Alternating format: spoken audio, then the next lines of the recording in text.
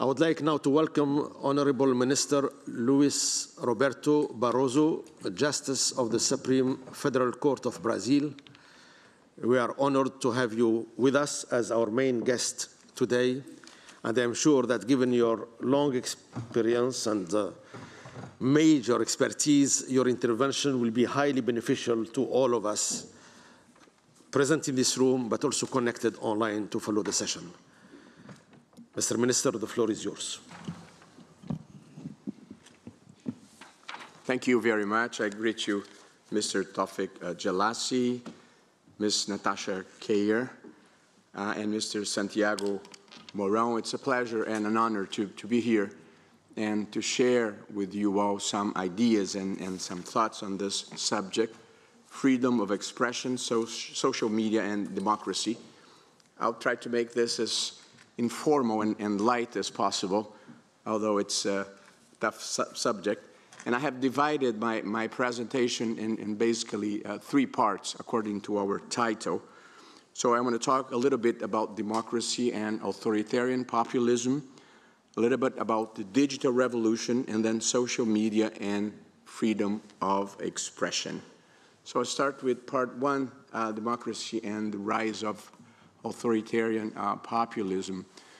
Democracy, as we all know, has been the winning ideology of the 20th century, having defeated all the alternatives that presented themselves: communism, fascism, Nazism, military regimes, and religious fundamentalisms. And constitutional democracy means, in a very objective way, I would say, popular sovereignty, free election, rule of the majority, limited power, rule of the law, and protection of fundamental rights.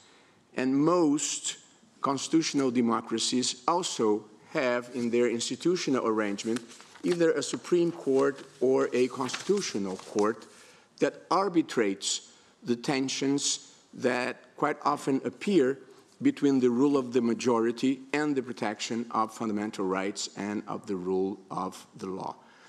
And furthermore, democracy these days are made of votes, fundamental rights, and reasons, meaning that democracy is not limited to the electoral process, but it also involves the protection of fundamental rights for everyone, as well as a permanent public debate that legitimizes, I would say, political decisions. Although democracy, as I said, was the winning ideology of the 20th century, as we all know, something seems not to be going very well in many parts of the world these days, with the rise what has been called authoritarian populism, which is an anti-pluralist and anti-institutional populist wave, I would say, that poses serious risks for democracy. Populism can be, as we all know, right-wing or left-wing, although what we've been watching in many parts of the world is the rise of a right-wing extremism, often racist, xenophobic, and homophobic. The hallmark of populism is the division of society in we, or us, the people, pure, decent, conservative, and they, the cosmopolitan, corrupt, liberal elites. And I should add that I think the rise of populism flows through the shortcomings of democracy, the unfulfilled promises of prosperity and opportunity for all. We won't have time to discuss what I would deem the causes of this rise of authoritarian populism. There are political causes, social causes, cultural identity causes. The strategies of populism in most part of the world have been a direct communication with their supporters, usually, more recently, using social media. The second strategy is bypassing or co-opting intermediary institutions like civil society, legislature, and the press. And in many parts of the world, very particularly, populism has meant attacks on Supreme Courts or constitutional courts, whose role is precisely to limit the power of the majority. The reason why I opened this first chapter on democracy and authoritarian populism was because authoritarian populism has been using as one of its main tools disinformation campaigns, hate speech, slander, lies, and conspiracy theories as their strategy. Many people will label this, I don't like this expression, under the label of fake news, but this is basically the strategy that's being used in different parts of the world. And the main problem, the main consequences of the use of fake news, I would say, is that it deceives voters, it violates fundamental rights, and it compromises free speech by tainting the public debate. So this is the basic scenario I would like to describe that we are living in many parts of the world. Of course, I won't cite examples. It wouldn't be proper in this environment, but we all know where these things are happening. And even in countries with very strong and consolidated democracies, we've had problems with this rise of the authoritarian populism. So I move on to our second chapter, which is the digital revolution, which is also a major part of the scenario I want to describe before we discuss specifically freedom of expression and social media. So we have all been living under the third industrial revolution, so-called the technological or digital revolution, which began in the middle of the 20th century. And it's characterized by the massification of personal computers, of smart cell phones, and most notably by the internet, connecting billions of people all over the planet. And the digital revolution has changed totally the way we live, the way we book a hotel, the way we buy merchandises, the way we listen to music. It has been a revolution in my lifetime, I think I could say. And we have all incorporated a new vocabulary with words that identify utilities and applications that until a couple years ago or a few years ago we didn't know, and without which we could not live any longer. And I made a short list here, Natasha. Google, Amazon. So for the younger people, life on Earth has been possible without Google until recently, I would say. WhatsApp, Facebook, Instagram, Twitter, YouTube, Waze, Spotify. These days I got a message from Spotify saying, the songs you like are these. I said, thank you. Appreciate that. And Dropbox, iTunes, Netflix, and for those who are single, there's also Tinder. So we live in this brave new world of information technology, biotechnology, nanotechnology, 3D printing, quantum computing, autonomous cars, and the Internet of Things.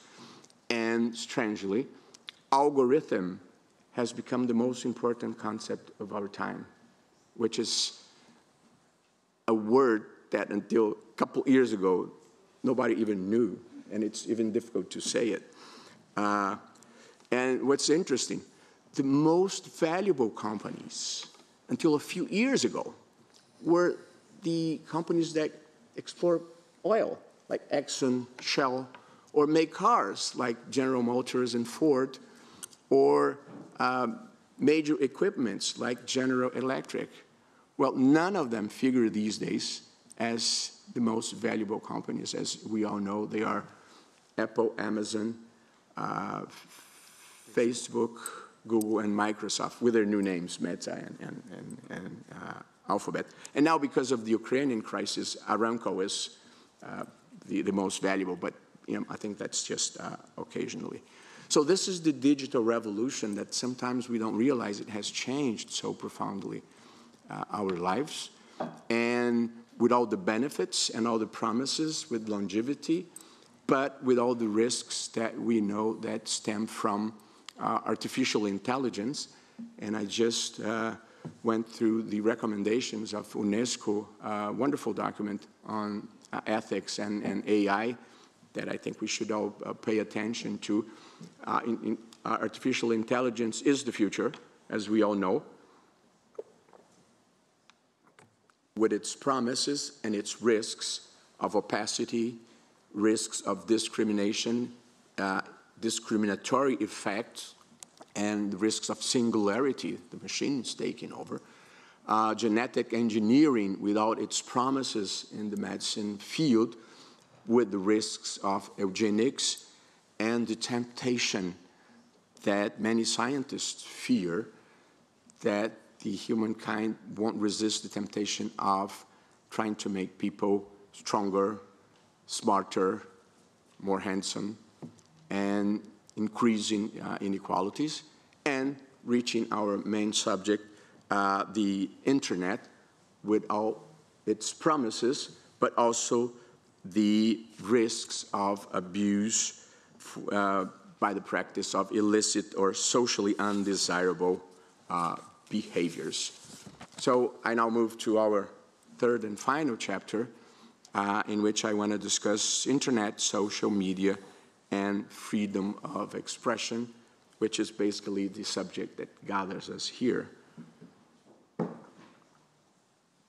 The internet revolutionized the world of interpersonal and social communication, and it has expanded exponentially the access of everyone to information, knowledge, and to the public space. And it's impossible to exaggerate the importance, the democratizing role of the internet in having more people having access to knowledge and information. Before the internet, dissemination of news and opinions relied basically on the professional press, because it was up to the press to gather facts, spread news, and very especially to filter news and opinions by the criteria of journalist ethics. So there was a minimum editorial control over the quality and veracity of what was published.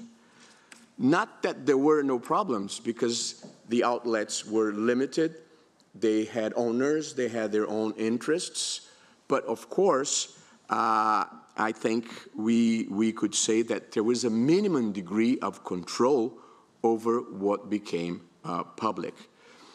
So the internet, with the emergence of websites, personal blogs, and above all, social media, enabled wide dissemination and circulation of ideas, opinions, and information with no filter. The negative consequence, however, is that it also allowed the spread of ignorance, lies, and the practice of crimes of different nature. And I want to make sure we can assess the way of social media these days, which was one of the most striking developments of the digital revolution. Facebook has nearly 3 billion accounts. YouTube has over 2 billion users, and WhatsApp, which is very popular in Brazil, I don't know about France, it's not so popular in the US, but in Brazil it's become very important, has 2 billion active users. So one should note that in their peak, newspapers and magazines would sell 1 million copies. Now we're talking about 3 billion people, 2.5 billion people, 2 billion people. So the scales have changed completely in the circulation of information and in the access to information.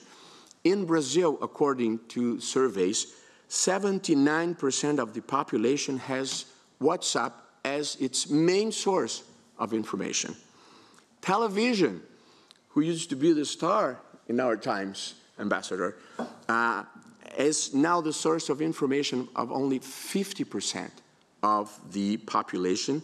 YouTube, 49%, Facebook, 44%, news site, 38%, and people like myself that still read newspapers, we are only 8% these days.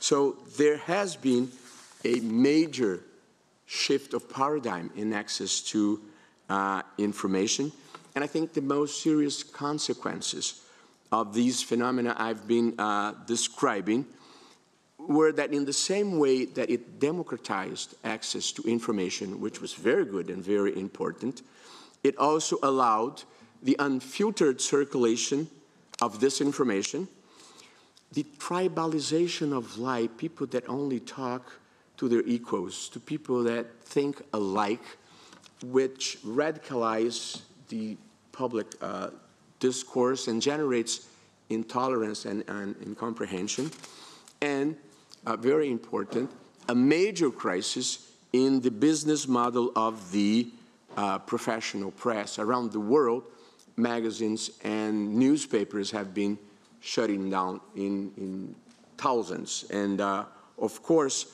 this is something that we should worry about, because I think this matter does not involve just a business activity that has suffered the disruptive impact of innovation.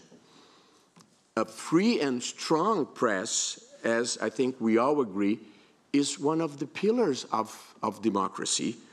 And for this reason, I think we should discuss this as not as a matter of a private business, but as a matter of public interest.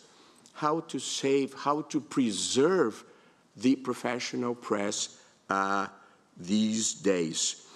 The problem with the lack of a professional press creating a public space where people can share objective facts has created a world where each group has its own narrative, and we cannot agree anymore on the facts.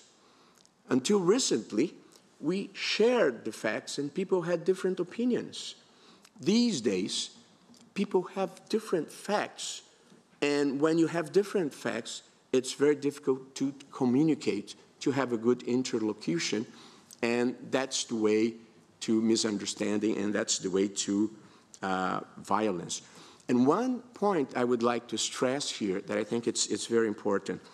Social media have become the main source of information for most people, but they do not produce content. So it's the professional press that produces content.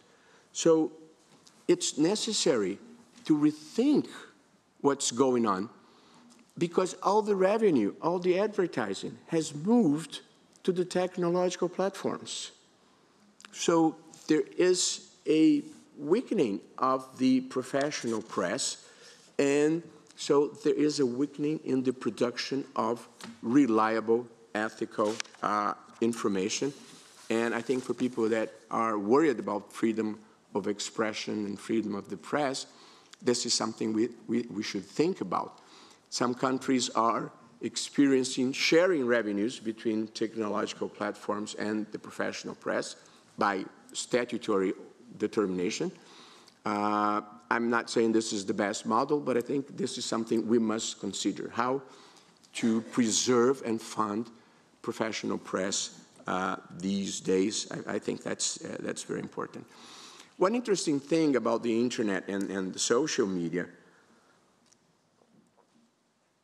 is that at the beginning, there was this impression that it should be a space free of regulation, both from an economic and commercial point of view, as well as from the perspective of freedom of speech. So the key words at the beginning were the internet should be free, open, and unregulated. I think these days no one agrees that this is possible anymore, because many concerns developed over the years, and now I think we are all convinced that the internet regulation has become a consensus with approaches in different areas, like in the economic area, for antitrust legislation, consumer protection, fair taxation, copyright protection. It needs to be regulated for those purposes. It needs to be regulated, and it's being regulated for purposes of privacy, restricting the use of users' information and data without their consent. Those platforms these days, they know everything about us. They know where we live, how much we make, what are our concerns, what we've been searching, where we've been traveling to, and that's a very important data that could be misused. So most countries in Europe, in the US and Brazil, there's now statutes and regulations curbing the use of information, especially after the Cambridge Analytica scandal that we all know. And in the third place, it needs to be regulated to fight inauthentic behavior and content control in some cases, and also to establish platform liability rules. So the whole world is now dealing with finding the proper balance between, on one hand, protecting freedom of expression, and on the other hand, finding the right point of balance to avoid the use of the internet for illicit purposes. In an environment like this, I don't have to stress the importance of freedom of expression. I have highlighted 3 reasons why in many countries this has become, or in most countries, it has become a fundamental right, and in many countries it has become a preferential freedom. And the reasons are the importance of freedom of expression for the search of possible truth, of course in a plural world and in an open society, but the search for the possible truth is very important to record history and the culture of a people. Second, because freedom of expression is an essential element of human dignity. People's personality wants to be expressed, and freedom of expression is the way of conveying ideas and opinions and being oneself. And in third place, its importance for democracy, for the public debate. So content regulation cannot undermine freedom of expression, and quite the opposite, it must be aimed at its protection, and all censorship is suspect. However, it's necessary to take into account that in the digital age, some of the same foundations that traditionally justified the reinforced protection of freedom of expression, the search for truth, human dignity, and democracy, these same foundations can justify its regulation to fight inauthentic behaviors. And by that, I mean the use of automated systems like robots, bots, fake profiles, and hired people, trolls, to forge engagement or drown out third-party speech. That's a very important issue, inauthentic behavior. Because if someone posts something, a lie or a misinformation, and he or she has 10 or 20 followers, it's a problem, but it's not a major problem. But if you can amplify artificially that message to reach thousands or millions of people, then it becomes much more dangerous. So the main target that we should try to fight is unauthentic behavior, more than content. But secondly, illegal content that involves terrorism, child sexual abuse, incitement to crime and violence, hateful or discriminatory speech, as our ambassador has mentioned, anti-democratic attacks, which has become a problem in countries like Brazil. And besides that, disinformation itself, which consists of deliberate creation and dissemination of false news, generally with the purpose of obtaining personal gain, political, economic, or personal, and causing harm to others. I have three observations that I think it's important. First, in the world that we lived before, in which our main source of communication were the traditional media, the dispute was for space, for access to the public space. This is not the problem anymore. These days, the difficulty is to catch the attention of the crowd, of the people. So that's an important observation. The second, and it's kind of sad for the human condition, is that according to a study, false, defamatory, and sensationalist content which sparks anger or expresses hatred, produce much more engagement than rational, moderate speech. That's very sad to acknowledge, but that's a fact. And the third observation is the fact that hate, lies, and sensationalism brings more engagement. These facts give the platforms the wrong incentives to amplify these type of posts, these type of information. So I'm coming to an end. I think we all need to agree that some kind of regulation is necessary. Europe is discussing this. The DSA is going to become effective. In Brazil, we are discussing this. It's not very easy to moderate content and to regulate social media. It's always a danger for freedom of expression. We need to be very, very careful. And the way I see it, besides state regulation that we actually need, I think self-regulation will play a very, very important role. I think the platforms must be proactive in moderating content, and in doing this, transparency is required, due process is required, fairness is required, but I would rather have the platforms doing most of the job under a framework of legislation enacted by countries, enacted by the state. But the difficulty here is that there are millions, maybe billions of posts every day. So it's very difficult to have any sort of human control of that. That has to be done through algorithms, with all the problems with opacity that the algorithms bring, and with the mistakes that they make. I recently ran into two of them. They removed a breast cancer campaign as pornography, and they removed that famous picture of the girl fleeing the napalm attack as child pornography. So algorithm will make mistakes, but there's no way that you can control everything that's posted.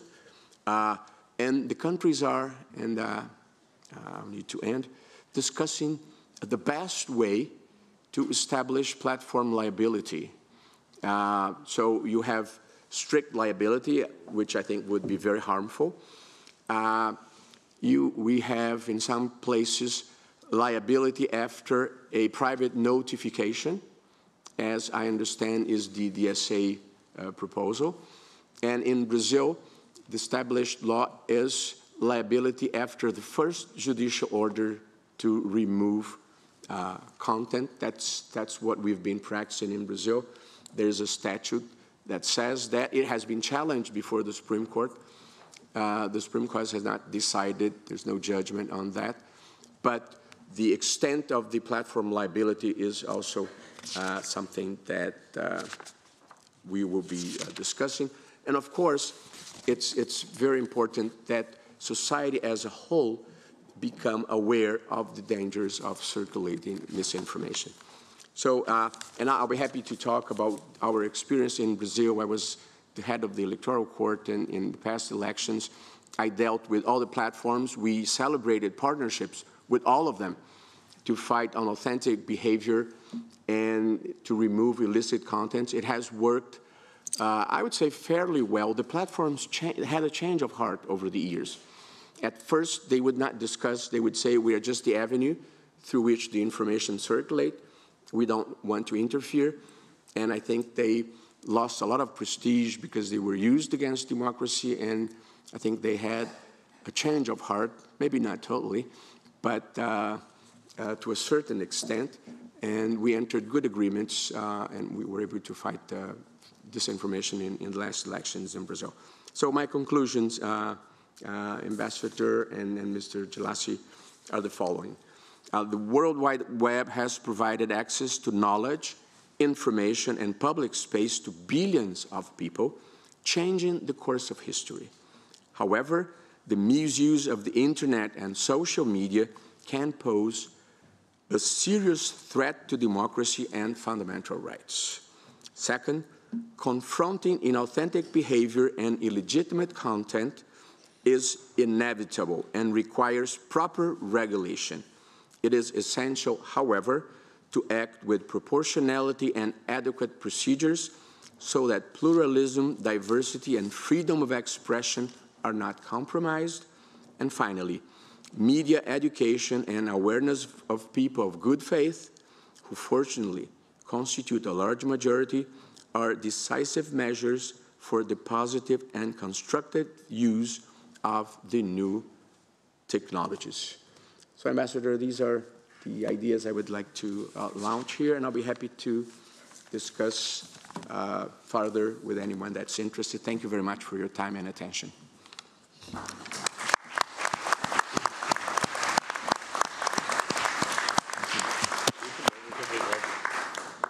Thank you very much, Minister Barroso, for your rich and very substantive presentation. If you allow me 2 quick remarks. You talked about the place leading the way to the space. We moved from physical place, a room like this one where we meet, to the digital space, which is borderless, which is global. I think with that, we saw 2 forces that coming together that used to be mutually exclusive, reach and richness. We can reach, you said, 3 billion people easily. Richness of information, truly multimedia, videos, photos, interactive. So in the past, we couldn't have reach and richness together at an economic or economically affordable way. Today, through the internet, we have both at 0 cost, 0 cent. The second remark is you mentioned the business model of digital platforms, which some people call the digital surveillance capitalism. We observe what you do online. We catch your clicks. We analyze your click stream, and then we know who you are, what you are interested in. We link you up with advertisers, with product service sellers, etc. So it's a new capitalism based on digital surveillance. The more clicks, the more ads, the more revenues, the more profit. That's fundamentally the business model of the platform companies. As you said, at the expense of misinformation, disinformation, harmful content, hate speech online, etc. So, my last remark is UNESCO will organize next February an international conference on the regulation of internet platforms, very much trying to tackle the harmful side of the platforms, which you mentioned in your presentation. This will be truly a multi-stakeholder event, including the tech companies, of course, the platform operators, to try together with our member states, civil society, academia, hopefully to come up with shared principles and actionable recommendations to regulate the new cyberspace and the new internet platforms that we all want to have. Let me stop here. We have time for questions, both from the room as well as from our online participants.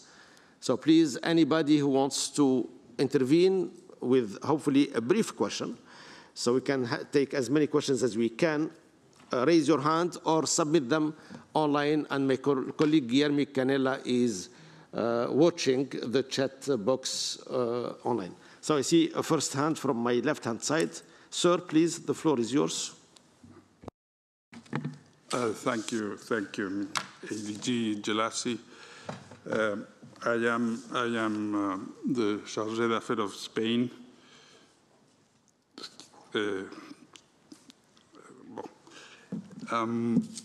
Thank you very much for the organization, for the Ambassador of Canada, and for the President of the General Conference, and for Minister Barroso. It has been very, very interesting, and especially Minister Barroso, you really did a fantastic resume of the situation, and with very, very inspiring comments and very interesting.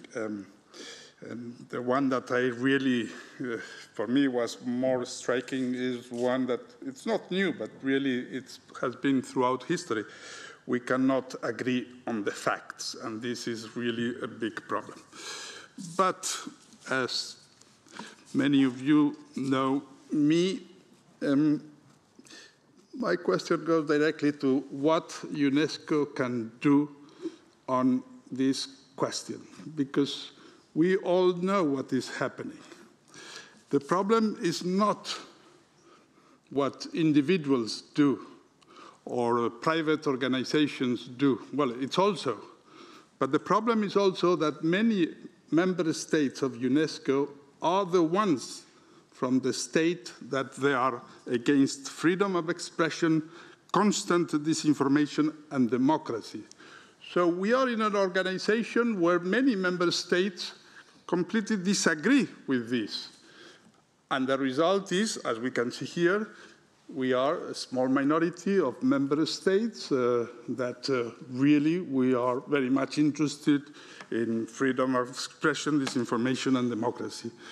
But we are a minority, and the problem is not individuals or the private sector. The problem is the states that really directly, because I'm sure because you didn't have time, but there is also a question about the general system of education. In many of our democracies, we have this free general system of education since the middle of the 20th century. And in our countries, we have this problem of, we can see this easiness of disinformation from people that theoretically have had 15 years of general education. So this is a very important problem, the question of education, which is not at this moment tackling this problem. And it's not solving this problem because in many of our countries, we have this general populism and all the things you said about of sensationalism, sentimentally better than rationality. So what can UNESCO do apart from Hamlet's answer to Polonius? Words, words, words. What can UNESCO do apart of documents, general documents about ethics? Yeah, they are very interesting. But the reality is that we have a constant problem. We have a war in Europe, which is a very good example of permanent disinformation. We have wars, we have this general situation of persecution of journalists and freedom of speech. My impression is that UNESCO doesn't do, we haven't yet,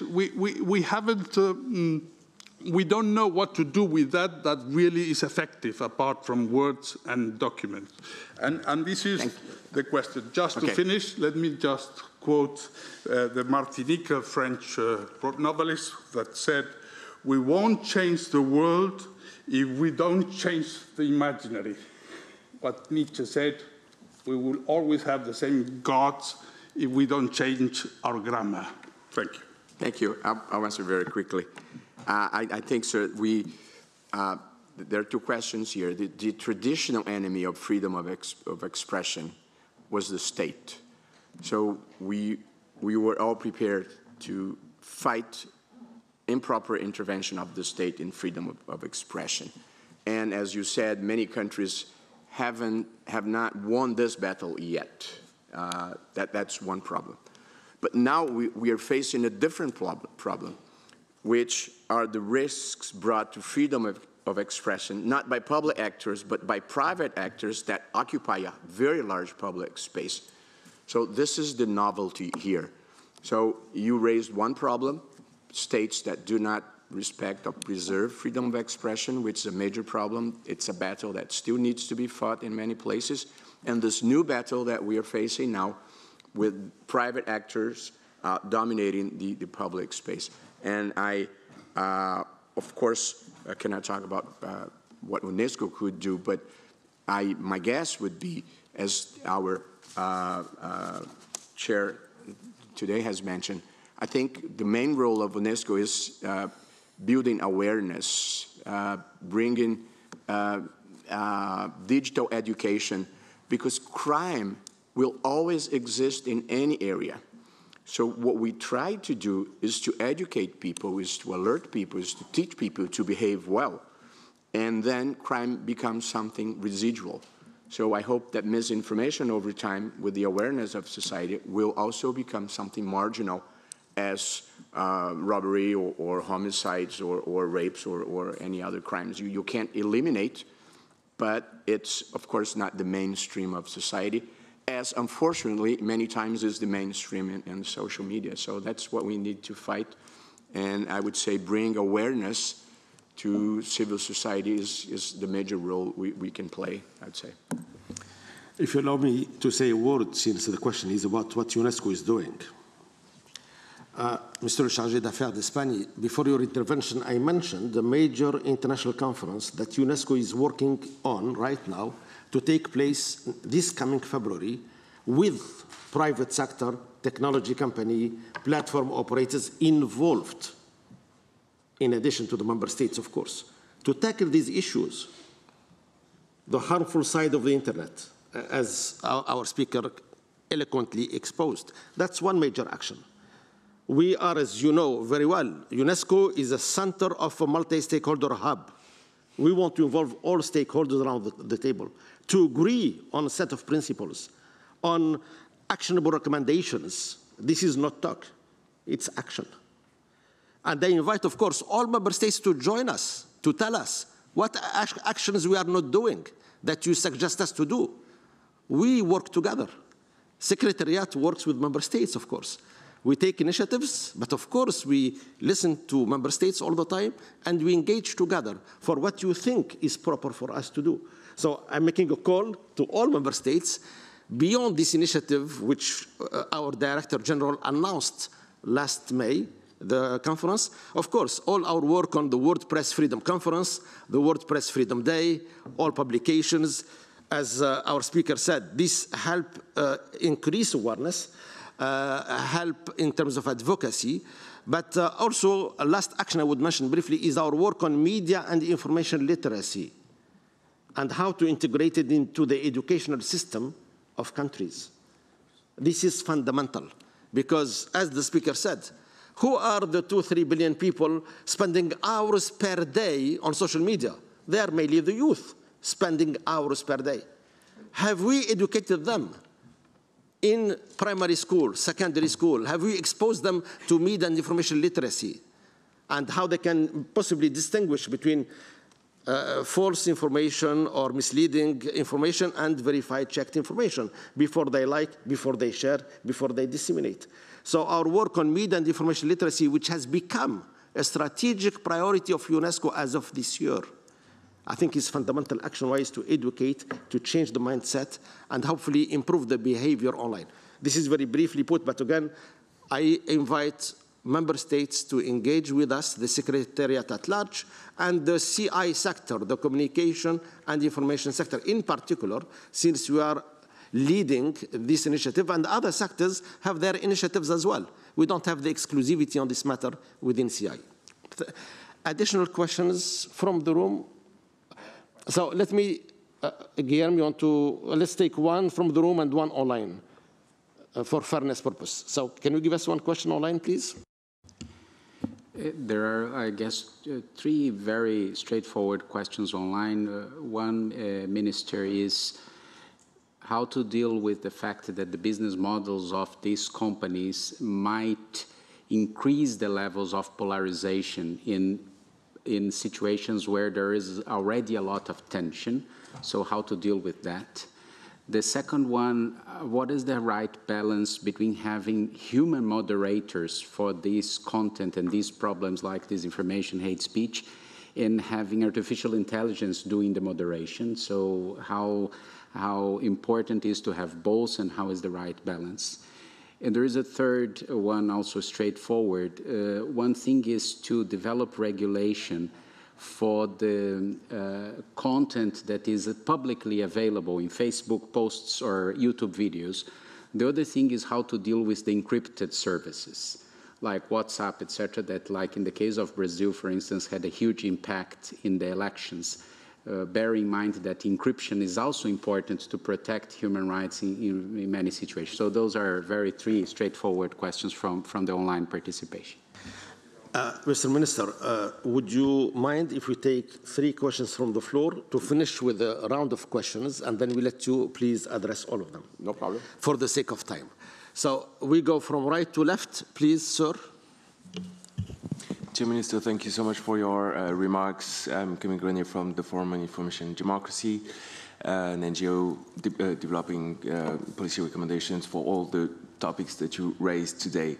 I just wanted to have your reflection on the Oversight Board, because you were talking about the self-regulation of platforms, and have your reflection. It has been perceived as a Supreme Court. Do you see that as competition, or is it complementary to your work? Thank you so much. Thank you very much. Next question, please. The lady in the center. Thank you. Thank you very much for the invitation and for this meeting. I appreciate all the speech that you gave us and the debate that you opened. And I have a question for Minister Luis related to regulation, because there is always this debate between freedom of expression and regulation everywhere. I come from Argentina, so I know you know the situation in Latin America.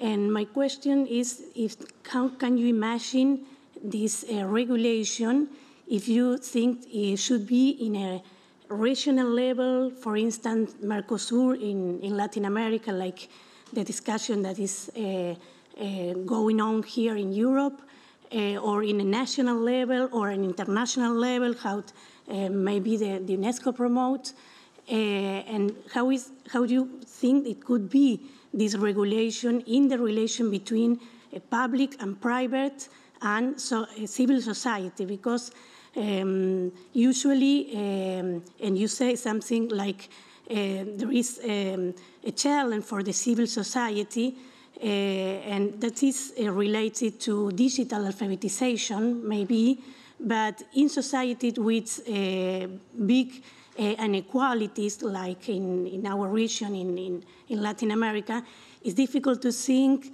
to give all the responsibility to civil society that have another basic needs that are not covered.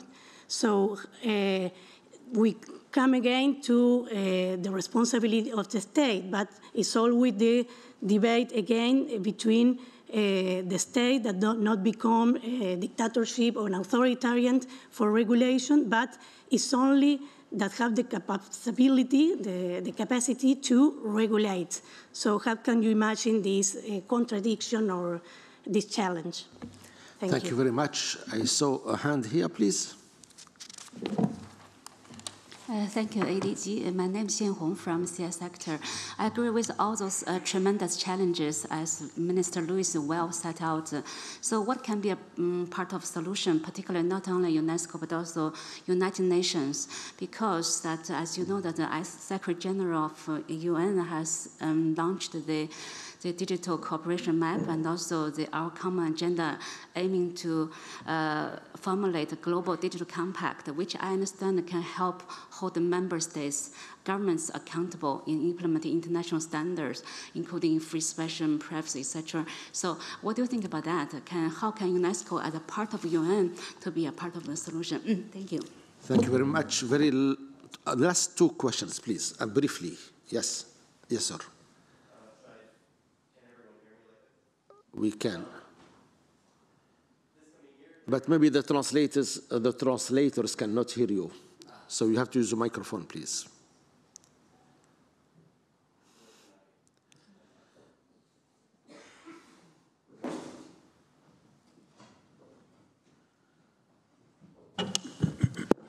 Thank you very much. Thank you so much for your presentation. Very quick question. There are elections coming up in Brazil, very important elections. I was wondering if you had specific examples of misinformation that you are worried might taint the public debate around these elections, and what do you hope that the internet platforms, the social media, would do about these misinformation claims? Thank you very much. Last question, please. Yes. Hello, my name is Mehdi Benchela. I'm a senior project officer here working with Guillaume Canella and the Section for Freedom of Expression and Safety of Journalists. And so I had one very concrete, because I'm working on media and election on this field, on this handbook, which is just actually launched today. And so my first is really very concretely, how did you engage with the platform in Brazil? How did you bring them around the table to really engage, to really change, and to limit disinformation, misinformation during election period? I think it would be very interesting for us to see this concrete example, and that might be useful in other countries, under other context, especially with the judiciary power. My other point is not really a question, but just an observation. You are very balanced in your presentation, and I appreciate that. But I'm a little bit concerned sometimes about the presentation of an evolution of this, with more freedom of expression thanks to the social media and internet, which is a little bit gloomy, and I found not always completely balanced, because, of course, we have, as humans, we're biased to sensational and worrisome, very things which are dangerous for us. Hate and these kind of things, but there are a lot of also good things that are happening, but are not as visible. You mentioned the crime rate. Actually, we have seen a lower crime rate in humanity, much lower. There is much less homicide today than 100 years ago, 200 years ago. But very few people would have this feeling. Very few people. But if you look just at the statistic, just the fact from UNODC, it's like 1/10 of the crimes, and all the other source of violence are probably decreased also. So, but this is just an observation about the fact that we tend to focus on the problems, but actually this advancement of the internet also allowed a lot of people who couldn't express themselves, couldn't go through the gatekeepers of the media in some cases, to now express themselves. And sometimes it's messy, but sometimes we have to accept that. Thank you very much. Thank you all for these questions. The floor back to Minister Barroso. Well, I'll try to address all of them very objectively, Mr. Chairman. As for polarization, I think that's the main problem we are facing in the world today. Polarization, to a certain extent, has always existed. Different views of the world. It's part of history. Like if we go back to the foundation of the U.S. At the beginning, you had the Federalists and Republicans at the start.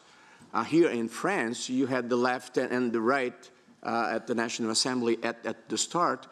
My generation lived through the tension between socialism and capitalism.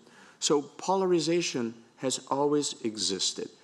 What I think that it's new is the hate, the anger, the incapacity of discussing ideas, and I think that's a product of tribalization, and I think the main solution is trying to create a public space of shared objective facts. I think that's the goal we need to strive for, to create a common public space.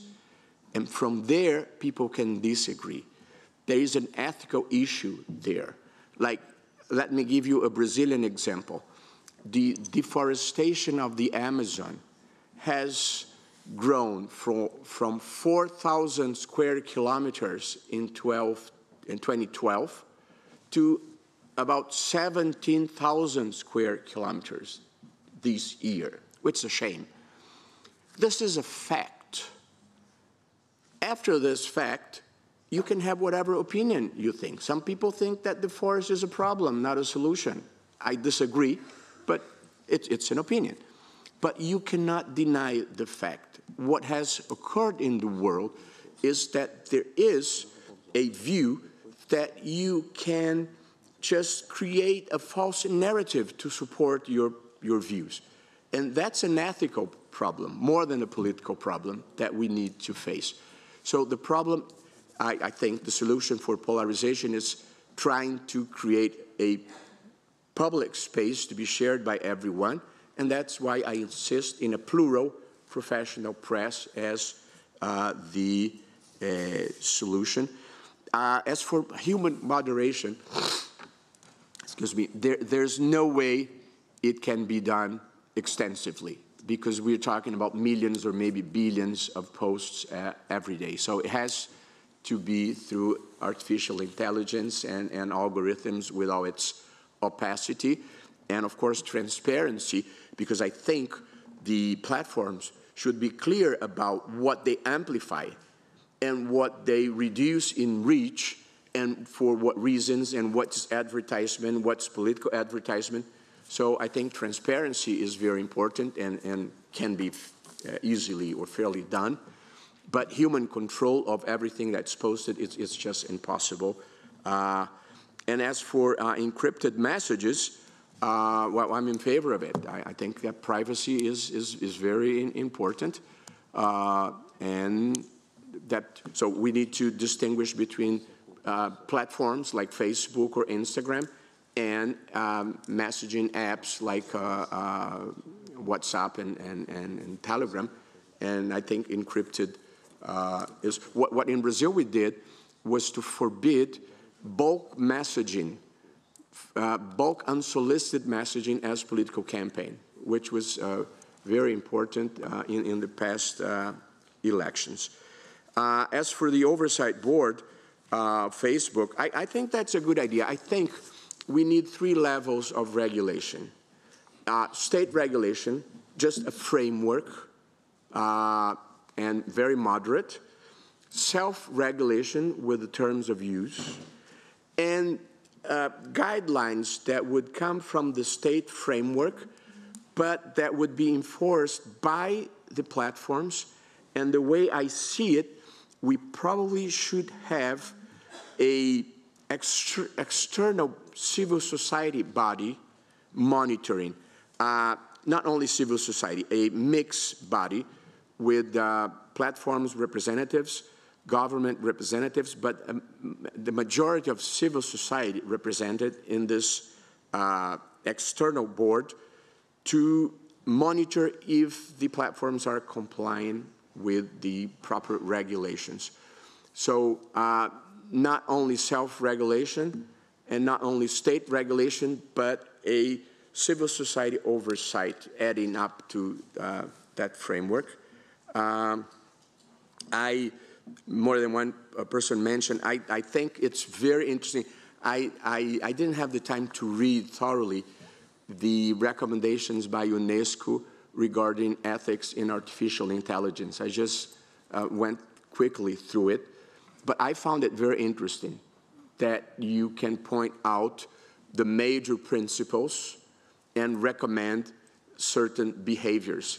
And I think that would be very important for many countries where enacting legislation is more difficult, to have, as the lady mentioned, international guidelines and international standards helping countries deal with this problem. So We would have international guidelines, state regulation, self-regulation, and what we call regulated self-regulation, which is the self-application of state regulations. I think it's a good idea. We need many levels. This is something new, and a debate like this, helps clarifying many ideas and getting different impressions. As for election in Brazil, there's no way. In Brazil, we have this electoral justice. The elections are organized by a centralized body with the state branches, and it's the judiciary that organizes the elections. And we have, since 1996, an electronic voting system that has eliminated fraud in Brazil. Totally. There has not been one single case of fraud documented in Brazil since 1996. It was an outstanding achievement. For some reason that it's hard to understand, more recently the president himself attacks the system and says that there has been fraud. He has no evidence, and he says that it's a typical discourse. If I lose, there was something wrong there. There has not been. So the misinformation, it's sad to say, but the misinformation we fight in Brazil comes from the government, not from Congress, not from the people. And it's been a problem, but we have won the battle because the president tried to go back to paper vote. He lost, and the majority of the Brazilian society trusts the system. So, but every single day, the president attacks the system with no evidence. And of course, if you are in the press every day, that creates a kind of distrust in part of the population, or at least in part of his supporters. The same thing has happened in the US, I'm sorry to say. And according to the press, 70% of the Republicans think that the elections were stolen, although there's no evidence whatsoever. So it's this belief that if I repeat a lie many times, it might become true. It's very sad, and it's more than a political problem we're facing in the world. It's an ethical problem. It's the belief that the lie, the repeated lie, is a legitimate way of conquering support. It's sadder than just being a political dispute. It's a moral issue that we have here, unfortunately. The way we did, I just called all the platforms. The court called, and we negotiated agreements with Facebook, Instagram, WhatsApp, TikTok, and Twitter, and with different tools for each of them. Mostly, we established a direct communication to remove misinformation regarding the electoral process. We don't interfere in the debate between the candidates. If one candidate offends the other, you need to go to court. But the way we dealt with misinformation was to protect democracy and to protect the system against the attacks, because authoritarian populism uses as one of its tools to attack the democratic system and to say that the electoral system is rigged, and if it's rigged, it's not democratic. If it's not democratic, I can seize power by violence or by any other means. So we were able to defend the system, I think, very effectively. Telegram didn't want to come. And Telegram has become, in Brazil, the main vehicle for misinformation. So as I was president, I said more than once, if you don't come and abide by Brazilian laws, you won't be here. We are going to prohibit you being here, which is not very easy. But we had to say that, and they still didn't come. And then one of the justices in one inquiry at the Supreme Court said, if you don't remove this content here, I'm going to suspend you. So they finally came and accepted to enter an agreement with us. I spoke with the German ambassador at the time because Germany had entered an agreement with Telegram to remove content. So we got some information. But what he said is we are going to find them in the European Union. I said, well, I can't do that from Brazil. But the upper side was in Germany, they had 9 million users. In Brazil, they had 50 million users. So we were a much more important market for them than Germany. So the threat that they would be removed made them come to the table, and they entered an agreement. And they said that they missed my email, but they finally found it, and they entered this partnership. But again, as I said, the platforms, they had a change of heart, and they've been helpful in many ways. But of course, they still depend on the clicks. So it's kind of a divided heart.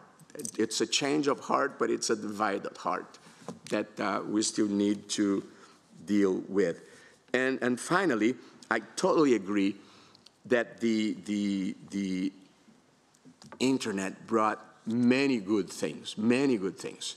In my court, for example, I can participate in sessions online if by any chance I can't come to the court, which was wonderful.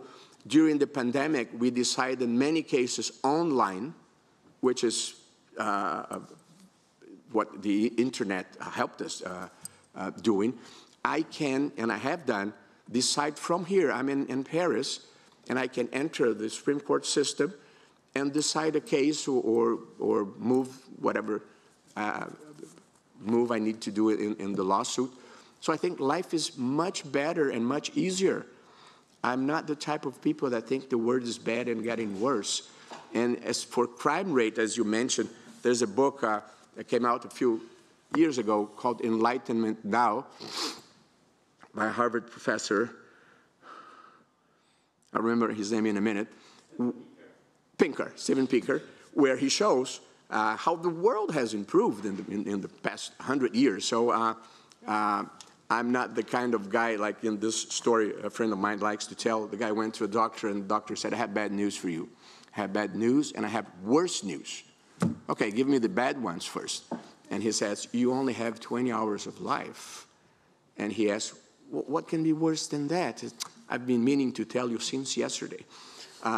So I'm not that type of person. I have I won't say an optimistic, but a constructive view. And I think we can improve many things. And as we lower crime rate generally, I think we can lower misinformation and hate speech and other misbehaviors on the internet by civilizing people, by educating people, by bringing awareness to people. I do believe that most people have good faith, and many times they do wrong things because they don't know better. So we go back to education, as our friend from Spain mentioned at the beginning. I think education is the best way to deal with the internet and with misinformation. Generally, I hope, Mr. Chairman, I have addressed all the issues. I know it's kind of superficial, but it's the time we have. And I want to thank you very much, you all, for the invitation, for the opportunity to listen to you and your apprehensions, and for allowing me to share some thoughts and ideas and concerns in this matter, which I think will occupy our lives for the years to come. I think social media and artificial intelligence will be in our agenda quite a lot in the coming years, and we need to deal with the advantages. Like I'm a judge, and the judiciary all over the world is crowded, is slow, and it renders a service that no one is satisfied. And of course, we need to use artificial intelligence to improve it and face the risks of artificial intelligence with the opacity of the algorithms, with the discriminatory effects of the algorithms, with machine learning, which is because artificial intelligence is fed with data that with the input that men or women put there. But with machine learning, they develop a way of reasoning that sometimes it's not clear enough, and that's going to be a problem if you're using artificial intelligence to decide cases. So we're going to be busy for the next years, I think. Thank you very much, Minister Barroso. This concludes our session. Thank you for staying over time, but I think the topic is so rich, so substantive, that it warrants that you stay some extra time. I would like to thank President Mourao, Ambassador Kayer. The communication and information sector organizes monthly a brain boost session. This is probably the first time that you do it in partnership with the Freedom Online Coalition, and we used to do it only internally for CI staff at headquarters and field offices. We'll open it up to all of you, and we will try to deal with these important issues for all us. Thank you very much, Minister Barroso.